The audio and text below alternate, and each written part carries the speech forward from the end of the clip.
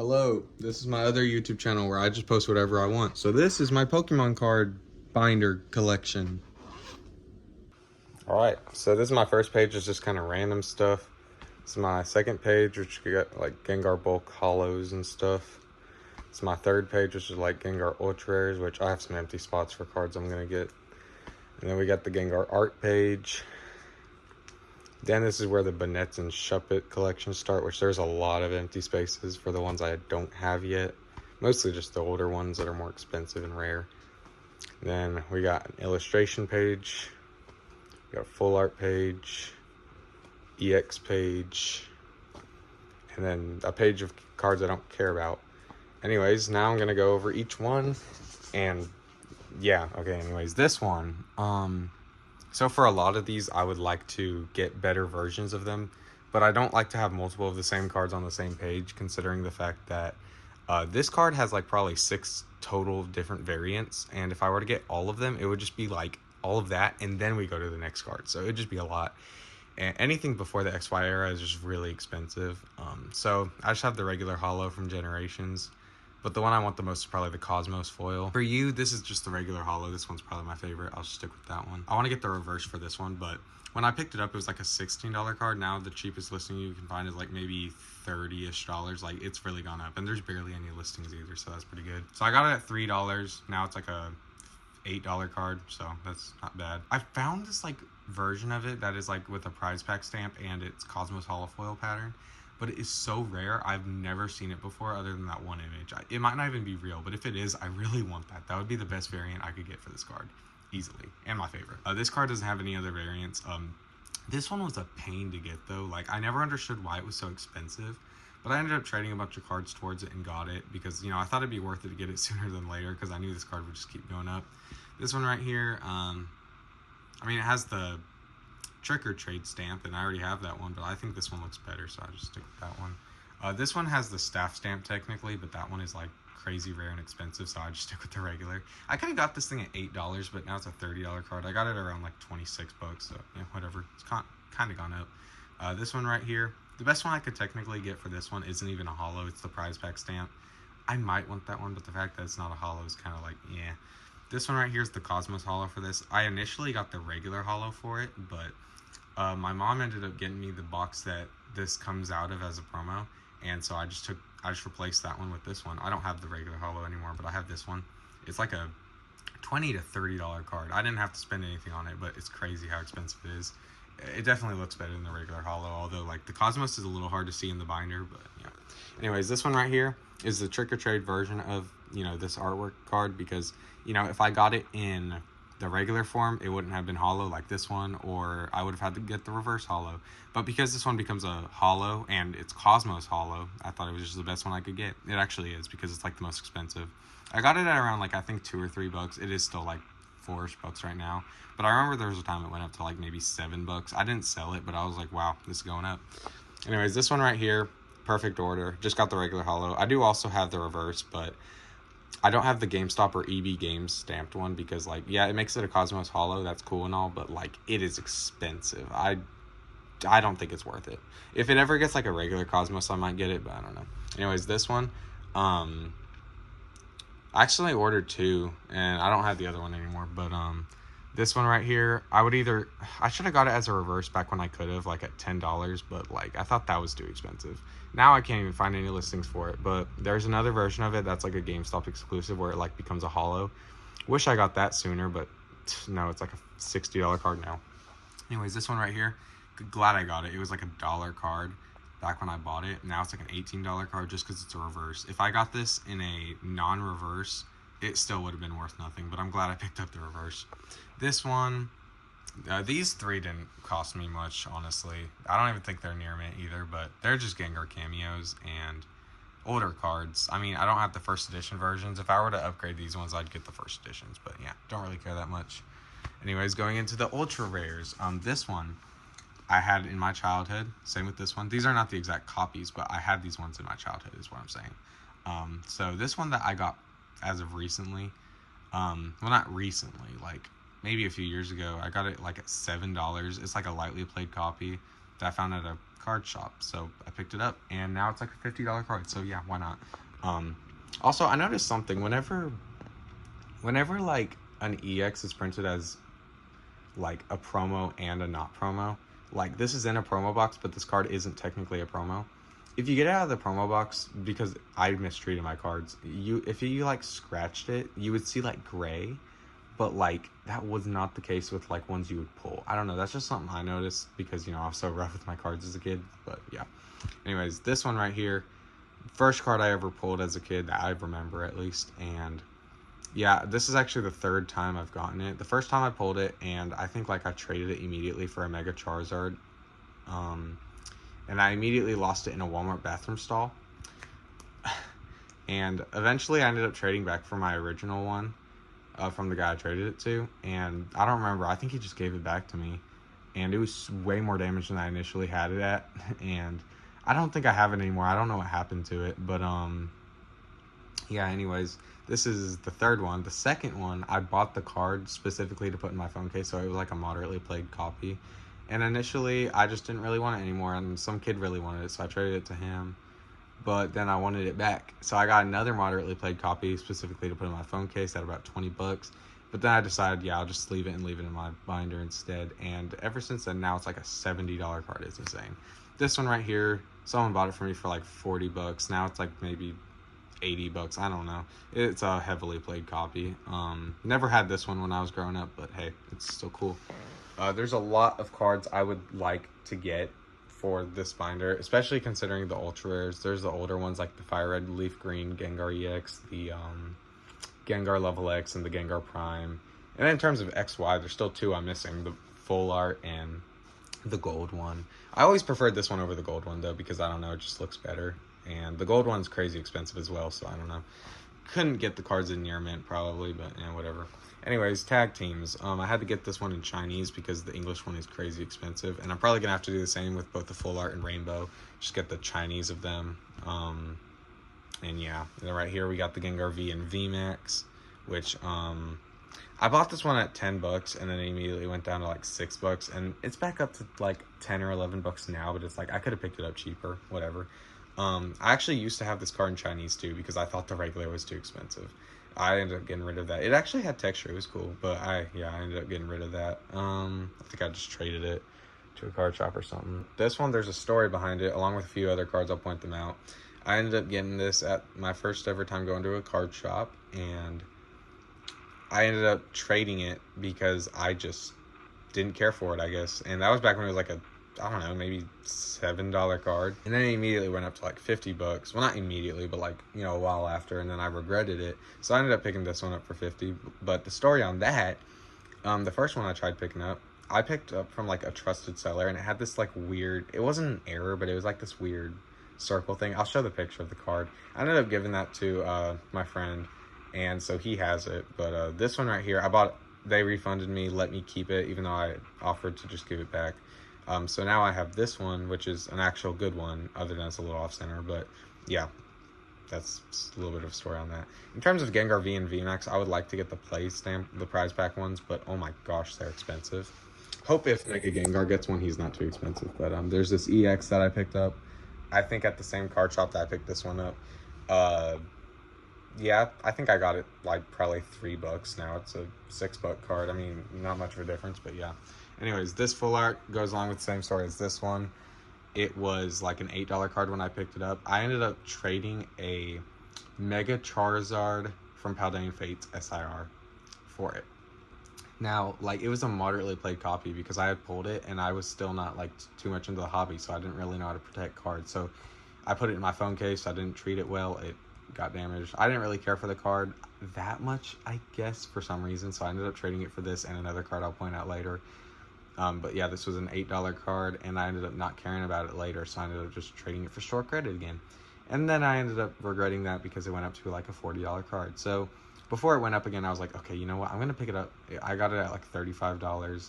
And then more recently, it's went up to like 70 bucks. So, I mean, hey, that's still an upside, but like definitely wish I didn't do that. That's why I have like a rule in place for myself where I like will not trade or sell any Gengars anymore, because I just know these things will go up. So also, one more thing I forgot to mention is how silly Gengar prices have been recently. Like over the last, like, I don't know, 2 or 3 months, Gengar cards have been like skyrocketing, and it's really confusing as to why, because it's like so out of nowhere.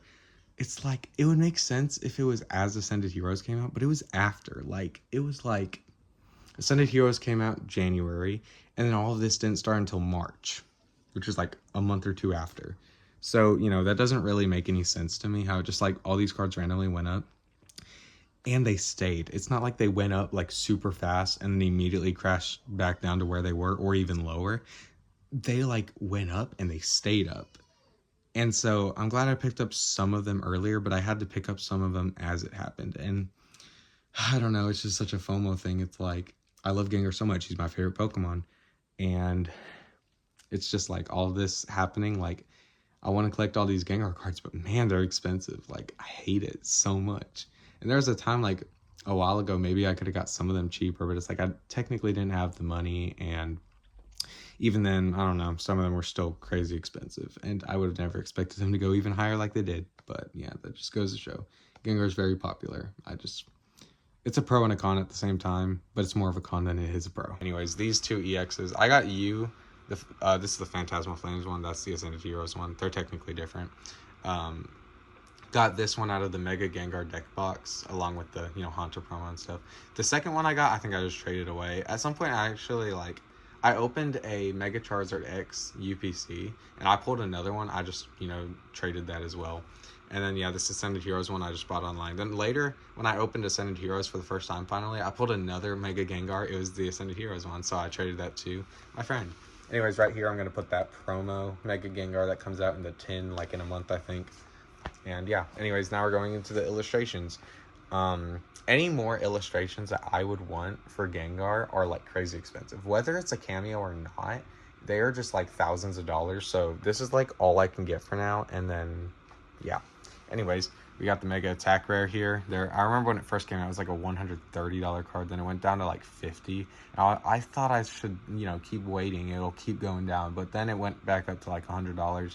I ended up picking it up around 96. Now it's like more like 90. So, whatever. At least I have it. This is a trainer tip card. A lot of people don't know that. A lot of people end up seeing this and they're like, what is that? It's a trainer tip card. Whenever you open a Build and Battle box, there's a pre-constructed deck, and inside that pre-constructed deck, ever since the start of Scarlet and Violet, they started including these, which are trainer tip cards, which include the artwork of the pack, for, you know, every single pack art. But I got the Mega Gengar one because it's Mega Gengar, which is actually my favorite Pokemon. Mega Gengar, not just Gengar, Mega Gengar, because, you know, the memories of pulling that first Mega Gengar card. You know, I still like Gengar, but it's like, you know, Mega Gengar because, yeah. Anyways, this is the Japanese Mega Attack Rare, which I got at like 27 bucks. Now it's like going upwards of like 30, 40. So, hey, good time to pick it up, I guess. Only have these two because technically different artworks. Yeah, anyways.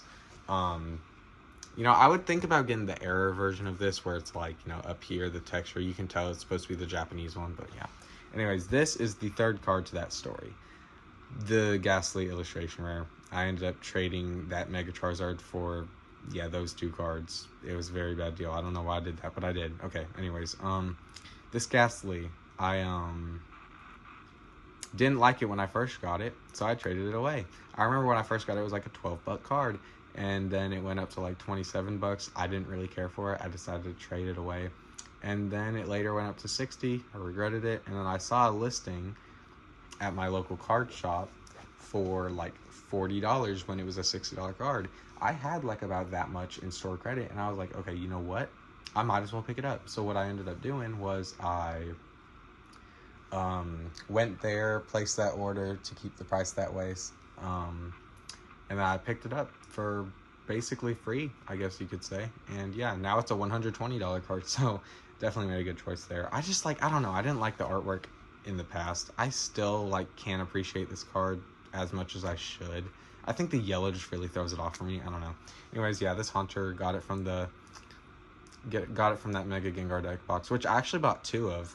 whenever I first got it, because I got it the day it came out. I went to go get it because I really wanted it, and I got one to open and one to keep sealed. The one I kept sealed, I kept it for a while. Then it went up to like 70 or 80 bucks. I ended up selling it, but I was kind of desperate, and somebody offered like 55 or something, and I just took that. Shouldn't have done that, but whatever.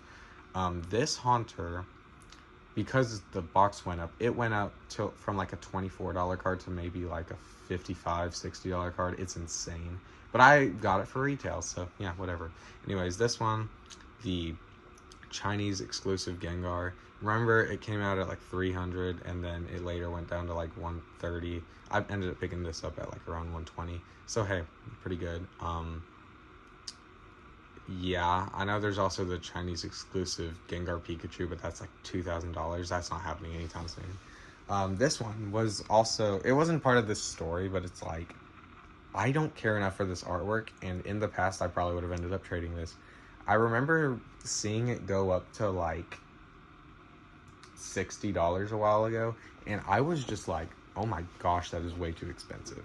And I thought the same thing with like the Gengar Full Art EX and the Gengar VMAX, with all of them just going up like crazy. It was weird. But I ended up picking this up like a little after when it chilled out and went down to like $34. I remember I had the Japanese one of this and the Japanese Morty's Conviction, and I was like trying to trade it at the card shop to get this one card, but they didn't want the Japanese cards because they were like, oh, these are hard to sell. So yeah, I ended up just having to buy it, I think. But hey, got it at 34. Now it's back up to like 55 or 60 bucks. So hey, that was a good deal.